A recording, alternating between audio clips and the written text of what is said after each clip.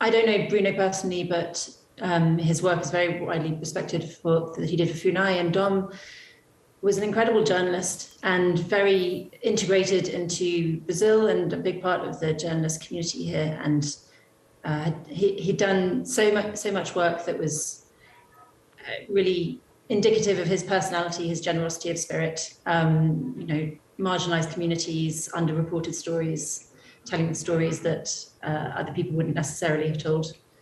And the whole community is quite shaken up.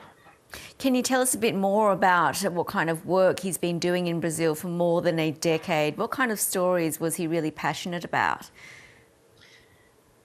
Well, the Amazon was a big passion of his, and the environment. One story that I think really speaks to Dom's sensitivities and kindness and thoughtfulness was when he went back to the Zika story. So the Zika story was all happening initially in 2014, and there was a ton of international attention on these mothers and their babies. And then, as it does with this kind of blast of international attention, it dissipated. But Dom went back 2 or 3 years later. He was the one that thought, well, how are those mothers and those babies doing now? Now that they're not the subject of all this attention. So he went back and wrote this really thoughtful feature on them. But as well as that, he's been a bit of a trailblazer. He was one of the first, or if not the first, foreign correspondent to write about the danger that Bolsonaro posed to the Amazon and to indigenous rights. But when he was on the campaign trail, he has been among the first to write about how deforestation is soaring and the fault of cattle raising with that. And he's always had a very strong focus on indigenous rights and telling those stories of those people. And you're very familiar with this type of work yourself. How dangerous or safe do you feel reporting on such stories in this environment? I mean, I haven't done that kind of reporting that Dom was doing when he went missing. I haven't been to areas that were that dangerous. I've done a bit of Amazon work on soy deforestation, and while that's not risk-free, it's certainly not anywhere near as risky as the kind of work that Dom had done lots of. So I don't want to speak with any kind of authority on that. But I would say that it hasn't been safe for a long time for indigenous people and for local environmental journalists.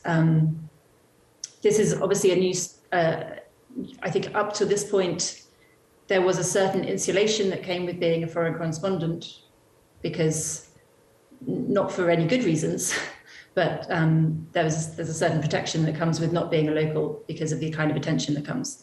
Clearly now things have got so intense that doesn't exist anymore. But these stories have to be told, and the local Brazilian journalists and the local indigenous people have always been putting themselves at risk doing these kinds of stories, and they are stories that have to be told. So I think that they're the ones that we should really be, even more concerned about in the future, because they'll be facing backlash with less international attention. Mm-hmm. Well, there's been a lot of criticism of authorities' response to news of the missing pair. What have diplomats, NGOs and Indigenous groups been saying? They've been saying that the response from the government is inadequate, and it was slow and sluggish, and that precious hours and in fact days were lost at the beginning of the search. The most important time of a search is the first couple of days, and that those were lost. A helicopter wasn't deployed to the region until Wednesday. It was a full 3 days, 72 hours. And on that day, Wednesday, UNIJAVA, the umbrella group of indigenous groups in the Javali Valley, put out a really powerful statement detailing not just the inadequacy of the government response, but actually some of the falseness of what the government was saying about its response, how it was claiming that there were scores of federal police on the ground in the region, and that simply wasn't true. And that the indigenous groups up there had called on various federal agencies for help and had received little response. Just lastly, Lucy, what has the attitude of the government been towards Indigenous and environmental groups under Jair Bolsonaro's leadership? You touched on it before, but can you go into more detail on that?